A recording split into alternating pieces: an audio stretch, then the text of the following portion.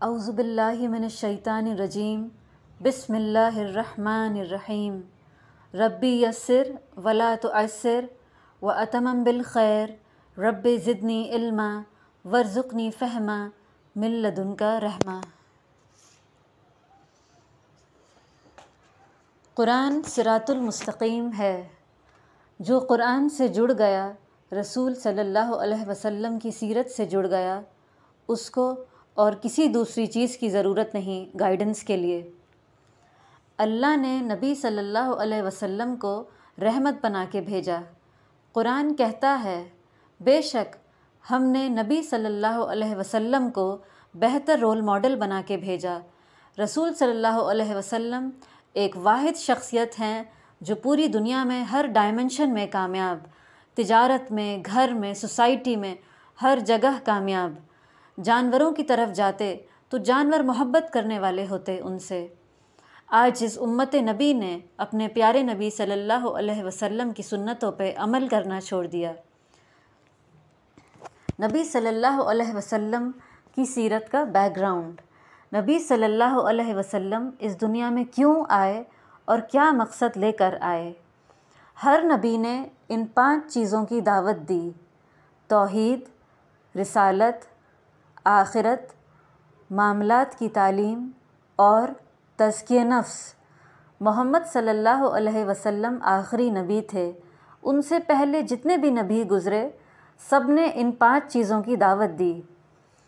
तौहीद मतलब सिर्फ़ एक क्रिएटर, एक अल्लाह, उसके साथ किसी को शरीक नहीं ठहराना। रिसालत मतलब वो मैसेजेस, वो कॉन्वर्जेसन दूसरों तक पहुँचाना जो अल्लाह अपने नबी से करते, और मोहम्मद सल्लल्लाहु अलैहि वसल्लम से अल्लाह ने कुरान की आयतों के ज़रिए कम्युनिकेट किया। आखिरत मतलब क़यामत का दिन। मामलात, हम एक दूसरे के साथ जो मामलात करते हैं उसमें सही रहने का हुक्म दिया गया, जैसे यतीम, साइल, मिस्कीन से हुस्न सलूकी, और भी इसमें बहुत कुछ है। तज़किये नफ्स, तज़किये नफ्स मतलब, इसका मतलब यह है कि अपने नफ्स को डिटॉक्सिफाई करना। तज़किया का मतलब है प्यूरिफाई करना। तज़किये नफ्स मतलब अपनी नफ्स को डिटॉक्सिफाई करना, अपने आप को प्यूरिफाई करना। तो जितने भी नबी गुज़रे और हमारे मोहम्मद सल्लल्लाहु अलैहि वसल्लम भी, इन सब नबियों ने इन 5 चीज़ों की दावत दी: तौहीद, रिसालत, आखिरत, मामलात की तालीम और तज़किये नफ्स। तौहीद है तो आप लोग सब जानते हैं, लेकिन हम लोग फिर से एक बार अगर इन चीज़ों को देखें तो वो ज़्यादा बेहतर होगा, क्योंकि मैं भी एक स्टूडेंट हूँ आप लोगों की तरह। तौहीद मतलब सिर्फ़ एक क्रिएटर, उसके साथ किसी को शरीक नहीं ठहराना। रिसालत मतलब वो मैसेजेस, वो कॉन्वर्जेसन दूसरों तक पहुँचाना जो अल्लाह अपने नबी से करते, और मोहम्मद सल्लल्लाहु अलैहि वसल्लम से अल्लाह ने कुरान की आयतों के ज़रिए से कम्युनिकेट किया। आखिरत मतलब क़यामत का दिन। मामलात, हम एक दूसरे के साथ जो मामलात करते हैं उसमें सही रहने का हुक्म दिया गया, जैसे यतीम, साइल, मिस्कीन के साथ हुस्न सलूकी। और लास्ट है तज़किये नफ्स, मतलब अपनी नफ्स को डिटॉक्सिफाई करना, प्यूरिफाई करना। नबी सल्लल्लाहु अलैहि वसल्लम और दूसरे अंबिया में क्या फ़र्क है। अंबिया कौन लोग थे? अंबिया वो लोग थे जिन्होंने दीन इस्लाम फैलाने का काम किया, उनको अंबिया कहते हैं। और भी पहले नबी गुज़रे, अंबिया गुज़रे, तो इन सब में और हमारे मोहम्मद सल्लल्लाहु अलैहि वसल्लम में क्या फ़र्क है? फ़र्क ये है कि नबी सल्लल्लाहु अलैहि वसल्लम को अल्लाह ने कोई मौजज़ा नहीं दिया था, मिरेकल्स। जैसे अल्लाह ने और बाकी दूसरे जितने अंबिया गुज़रे उन सबको मौजज़े दिए, मिरेकल्स, जैसे किसी के हाथ से कुछ हो जाना, शिफा हो जाना, और मतलब बहुत कुछ, हाथ से लाठी चलना, और मतलब काफ़ी कुछ, मतलब मिरेकल्स जो पहले अंबिया को दिए अल्लाह ने, वो ये इस तरह के मिरेकल्स नबी सल्लल्लाहु अलैहि वसल्लम को अल्लाह ताला ने नहीं दिए थे। अल्लाह ताला ने नबी सल्लल्लाहु अलैहि वसल्लम को सिर्फ़ एक सबसे बड़ा मौजज़ा दिया, वो है कुरान। और बाकी जितने भी अम्बिया नबी गुज़रे सब के मौजज़े, सब के मिरेकल्स उनके साथ चले गए। लेकिन जो नबी सल्लल्लाहु अलैहि वसल्लम को अल्लाह ताला ने मौजज़ा दिया यानी क़ुरान दिया, वो तो क़यामत तक रहेगा इंशाअल्लाह। इन्ना अकमलतुम लकुम दीनकुम, ए नबी सल्लल्लाहु अलैहि वसल्लम, दीन कामिल आपको दे दिया, अल्लाह कह रहे हैं। यानी दीन कामिल मतलब क़ुरान दिया आपको, ये क़ुरान क़यामत तक रहेगा। और ये सबसे बड़ा मौजज़ा दिया अल्लाह ने नबी सल्लल्लाहु अलैहि वसल्लम को। अल्लाह के रसूल सल्लल्लाहु अलैहि वसल्लम और अम्बिया में फ़र्क ये भी है कि नबी सल्लल्लाहु अलैहि वसल्लम एक सिस्टम ऑफ लाइफ देकर गए दुनिया को, पूरा complete system. As a individual हमें कैसे रहना है, एज अ सोसाइटी कैसा रहना है, एज अ कंट्री कैसा रहना है, इकॉनमी कैसी होनी चाहिए, हर सिस्टम में, हर चीज़ में एक सिस्टम बता के गए। Economical system, religious system, spiritual system, social system और मोरल सिस्टम, डिफेंसिव सिस्टम, ये सब कुछ नबी सल्लल्लाहु अलैहि वसल्लम ने दिया। ये फ़र्क है पिछले अम्बिया में और रसूल सल्लल्लाहु अलैहि वसल्लम में।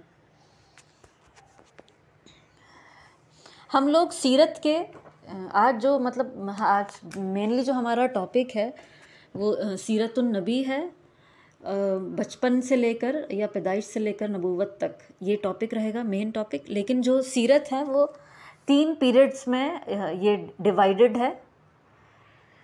नबी सल्लल्लाहु अलैहि वसल्लम की सीरत के 3 पहलू हैं, मतलब 3 स्टेजेस हैं। तो पहली स्टेज जो है वो है पैदाइश से लेकर नबूवत तक, पैदाइश से लेकर नबूवत तक यानी 0 to 40 ईयर्स। हम में से बहुत से लोग जानते हैं कि मोहम्मद सल्लल्लाहु अलैहि वसल्लम को नबूवत 40 साल की उम्र में मिली, मतलब 40 साल की उम्र में उन पर पहले कुरान की सूरह नाजिल हुई थी, तो इनको नबूवत मिली, उनका प्रॉफिटहुड शुरू हुआ 40 साल की उम्र से। तो 0 से लेकर 40 ईयर्स तक ये पहला स्टेज हुआ। दूसरा स्टेज हुआ नबूवत से लेकर नबूवत से हिजरत तक, नबूवत से हिजरत तक मतलब नबूवत वो पैदा भी मक्का में हुए, उनको नबूवत भी मक्का में मिली, 40 साल की उम्र से नबूवत मिली उनको, वो प्रॉफिट बने, नबी बने। उसके बाद जो दूसरा जो सेकंड स्टेज है वो है नबूवत से हिजरत तक, मतलब नबूवत मिली और वो फिर अपनी ज़िंदगी के वो बाकी और 13 साल वो मक्का में रहे। पैदाइश से लेकर नबूवत तक वो मक्का में थे, नबूवत मिलने के बाद से वो 13 साल तक और मक्का में रहे। उसके बाद तीसरा स्टेज है हिजरत से नबी सल्लल्लाहु अलैहि वसल्लम के इस दुनिया से जाने तक, यानी वो हिजरत कर गए थे मदीना में। तीसरा स्टेज है हिजरत से नबी सल्लल्लाहु अलैहि वसल्लम के इस दुनिया से जाने तक। ये तीसरा पहलू है सीरत का जो हम पढ़ेंगे फिर आगे इंशाअल्लाह। मोहम्मद सल्लल्लाहु अलैहि वसल्लम कहाँ हिजरत कर गए थे?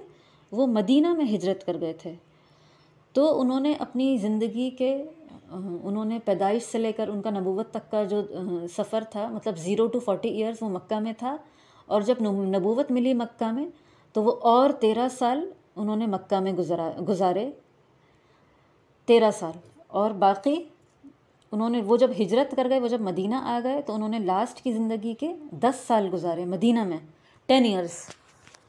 तो अगर हम टोटल देखते हैं, अगर हम इसको कैलकुलेट करके देखते हैं तो जो हमारा पहला स्टेज है सीरत का, जो हमारा पहला जो स्टेज है वो है पैदाइश से लेकर नबूवत तक, यानी 0 to 40 ईयर्स। तो अगर हम इसको कैलकुलेट करेंगे 40 + 13 हो गया नबूवत से हिजरत तक। ये जो टाइम पीरियड है 13 साल 13 ईयर्स, ये भी इन्होंने मक्का में ही गुजारे। उसके बाद 13 साल के बाद ये हिजरत करके मदीना आ गए और इन्होंने 10 साल जो हैं वो मदीना में गुजारे अपनी वफ़ात तक। तो ये जो कंप्लीट अगर हम टोटल करेंगे तो 63 ईयर्स निकलता है कैलकुलेशन, जिससे हम समझ जाएंगे। और हम सब जानते भी हैं कि नबी सल्लल्लाहु अलैहि वसल्लम 63 ईयर्स की मतलब उनकी एज थी तब वो वफ़ात पा गए थे। और आज मेनली जो हमारा डिस्कशन है वो हमारा फर्स्ट स्टेज है, पैदाइश से लेकर नबूवत तक।